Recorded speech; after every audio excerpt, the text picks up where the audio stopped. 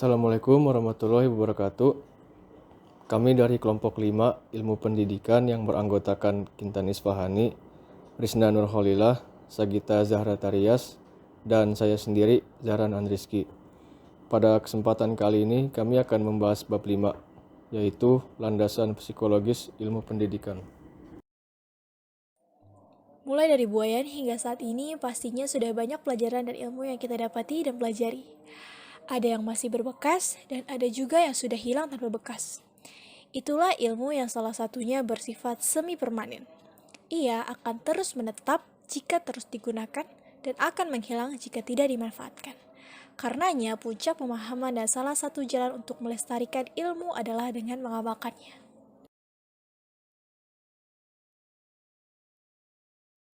Dalam lingkup pendidikan formal, kira-kira berapa persentase ilmu yang kalian masih ingat sampai saat ini? Apakah yang kalian masih ingat adalah ilmu atau didikan yang disampaikan oleh guru kalian? Nah, nyatanya kita ini masih sering mengingat bagaimana guru menuntut kita untuk memahami ilmu dibandingkan dengan ilmu itu sendiri. Kira-kira begitulah yang disampaikan oleh Skinner. Education survives when what has been learned has been forgotten. Pendidikan bertahan ketika apa yang telah dipelajari telah dilupakan. Begitu kata Skinner. Lalu, bagaimanakah cara yang dapat digunakan agar pendidikan bisa melekat lama dan berbekas indah di hati para peserta didik? Nah, salah satu jawabannya adalah dengan menyentuh sisi psikologisnya.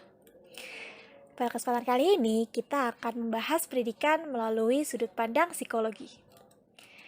Psikologi adalah ilmu tentang tingkah laku manusia dan proses mental. Setelah psikologi berkembang dari filsafat dan menjadi sebuah bidang terpisah dari studi tersebut, muncullah aliran-aliran psikologi. Setiap aliran memiliki sudut pandang yang berbeda tentang cara terbaik untuk mempelajari manusia. Para strukturalis mencari elemen-elemen pikiran, para fungsionalis mempelajari cara-cara proses mental dan tingkah laku dalam membantu penyesuaian organisme. Para behavioris menolak studi tentang pikiran secara keseluruhan dan berkonsentrasi pada studi objektif tentang apa yang dilakukan manusia dan hewan. Kalau dari perspektif kognitif, memfokuskan pada bagaimana informasi diproses. Selanjutnya, ada perspektif humanistik yang memandang bahwa manusia memiliki keunikan. Dan yang terakhir, dari perspektif neuroscience yang memiliki tujuan untuk mengoptimalkan fungsi otak manusia. Peran psikologi pendidikan dalam pengembangan ilmu pendidikan. Psikologi pendidikan adalah ilmu yang mempelajari prinsip-prinsip psikologi yang diterapkan pada situasi pendidikan meliputi belajar, perkembangan, serta penerapan prinsip-prinsip ilmiah terhadap reaksi manusia yang akan memengaruhi proses belajar dan pembelajaran, serta pengolahan kelas dan evaluasi. Nah, tujuan dari psikologi pendidikan adalah menerapkan psikologi ke dalam proses perubahan tingkah laku, khususnya dalam aspek pembelajaran. Yang pertama, peran terhadap pengembangan kurikulum. Kajian psikologi pendidikan sangat terkait dengan pengembangan kurikulum pendidikan, terutama berkenaan dengan pemahaman aspek-aspek perilaku dalam konteks belajar mengajar. Kajian psikologis dalam pengembangan kurikulum seyogyanya memperhatikan keunikan yang dimiliki oleh setiap individu, baik ditinjau dari segi kecerdasan, kemampuan, sikap, motivasi, perasaan, serta karakteristik-karakteristiknya.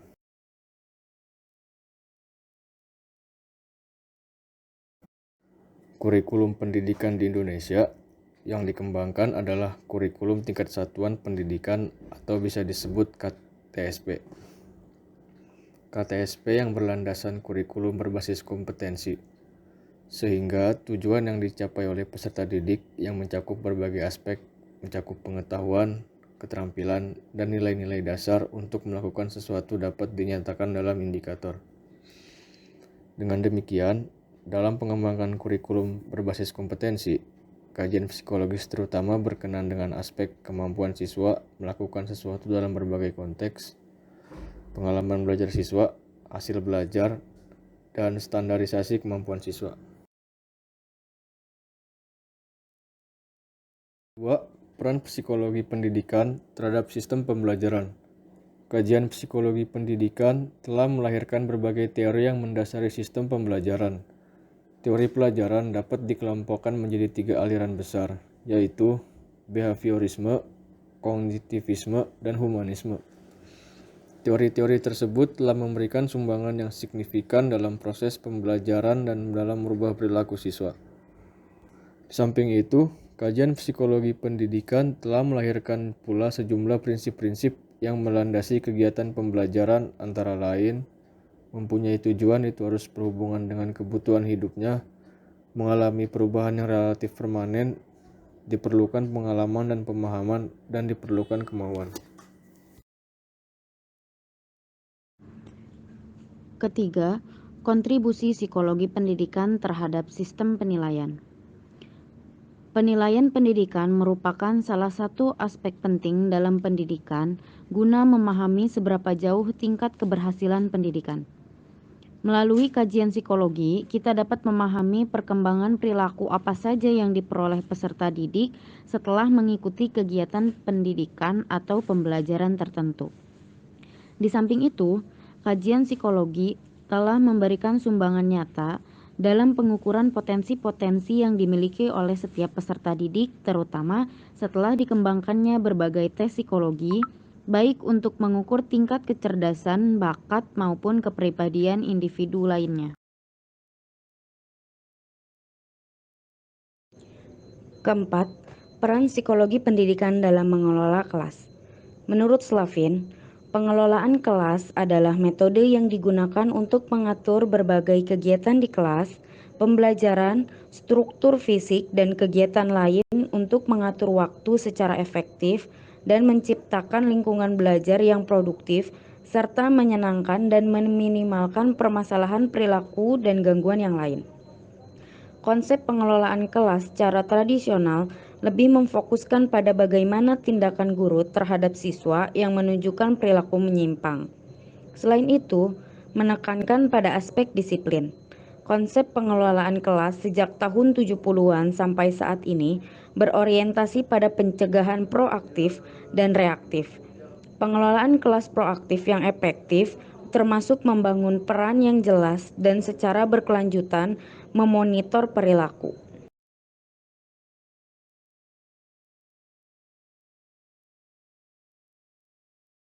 Pengelolaan kelas adalah membangun dan memelihara lingkungan kelas sehingga tujuan pendidikan dapat tercapai. Pengelolaan kelas juga merupakan ketentuan dan prosedur yang perlu untuk menciptakan dan memelihara masyarakat di kelas agar pembelajaran dan belajar dapat terjadi.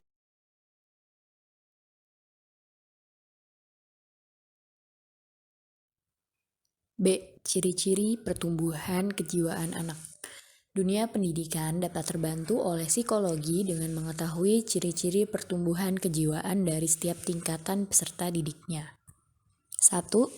Anak taman kanak-kanak. Gambaran umum di luar sifat masing-masing individu yakni A. Kemampuan melayani kebutuhan fisik secara sederhana. B. Mulai mengenal kehidupan sosial dan pola sosial, seperti kesenangan untuk berkawan, mematuhi peraturan, sadar hak dan tanggung jawab, bergaul, dan bekerja sama dengan orang lain.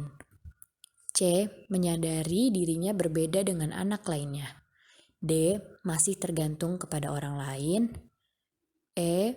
Belum dapat membedakan antara nyata dan khayal. F. Imitasi dan identifikasi kesibukan orang dewasa secara sederhana melalui kegiatan bermain. G. Pemecahan masalah dengan berpikir berdasarkan hal-hal yang konkret. H. Mampu mengaitkan pengetahuan terdahulu dengan yang sekarang. I. Menyesuaikan reaksi emosi terhadap kejadian yang dialami, sehingga dapat diarahkan untuk mengekspresikan perasaannya dengan lebih baik. J. Dorongan untuk mengeksploitasi lingkungan mulai tumbuh dengan cara mempertanyakan segala sesuatu.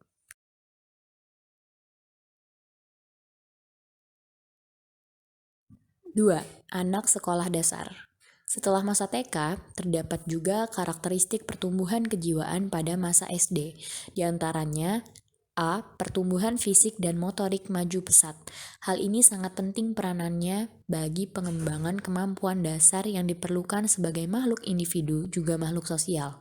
B. Kehidupan sosial meliputi kemampuan bekerja sama dan bersaing dalam kelompok sebaya. C. Semakin menyadari diri akan keinginan, perasaan, dan minat. D. Kemampuan berpikirnya masih dalam tingkat persepsional.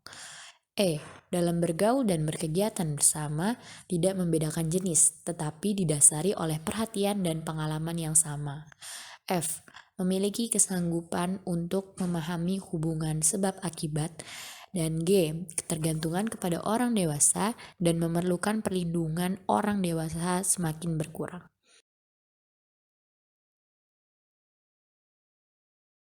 3. Anak sekolah menengah. Ciri-ciri pada sekolah menengah sudah mulai tampak pada masa sekolah dasar akhir, tetapi semakin jelas terlihat pada tahap ini. Berikut karakteristik dari anak sekolah menengah. A. Bertumbuhnya kemampuan membuat dan memahami hal-hal yang abstrak. B. Berkomunikasi pikir dengan orang lain. C. Mengidentifikasi kondisi dalam lingkungan yang lebih luas. D. Tumbuh minat untuk memahami diri sendiri dan orang lain. E. Kemampuan membuat keputusan sendiri. F. Munculnya pengertian tentang konsepsi, moral, dan nilai-nilai. G. Pertumbuhan kemampuan sosial meliputi kemampuan saling memberi dan menerima, partisipasi kelompok sebaya, bersifat konformis, dan tindakan kompetitif untuk menguji kemampuan diri. Yang terakhir, yang keempat, orang dewasa. Ciri-ciri kejiwaan yang dimiliki orang dewasa antara lain A. Kemantapan emosi. B. Penyesuaian diri dengan lingkungan yang semakin baik. C. Sanggup memenuhi hak dan kewajiban kelompok sepenuhnya. D. Menyadari kekurangan diri yang harus ditingkatkan untuk penyempurnaan diri atau self-improvement. Dan E. Telah mencapai internalisasi perbuatan moral, yakni menghayati dan mengamalkan nilai moral dan nilai sosial.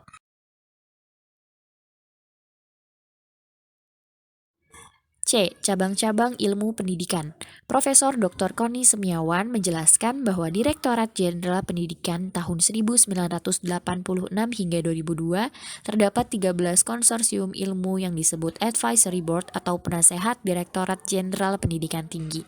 Tujuan konsorsium ilmu pendidikan adalah untuk mengembangkan ilmu pendidikan dan memberikan masukan permasalahan pendidikan. Tugasnya adalah untuk mengembangkan ilmu pendidikan di Indonesia, membenahi ilmu dan pohon ilmu pendidikan, dan memberikan rekomendasi pembentukan program studi baru.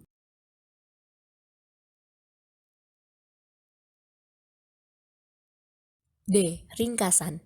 Jadi, psikologi pendidikan berfokus pada penerapan prinsip ilmu psikologi pada pendidikan yang meliputi belajar, perkembangan, dan penerapan prinsip-prinsip ilmiah terhadap reaksi manusia yang akan mempengaruhi dan mengambil peran pada proses pengembangan kurikulum, sistem pembelajaran, pengelolaan kelas, dan evaluasi pendidikan.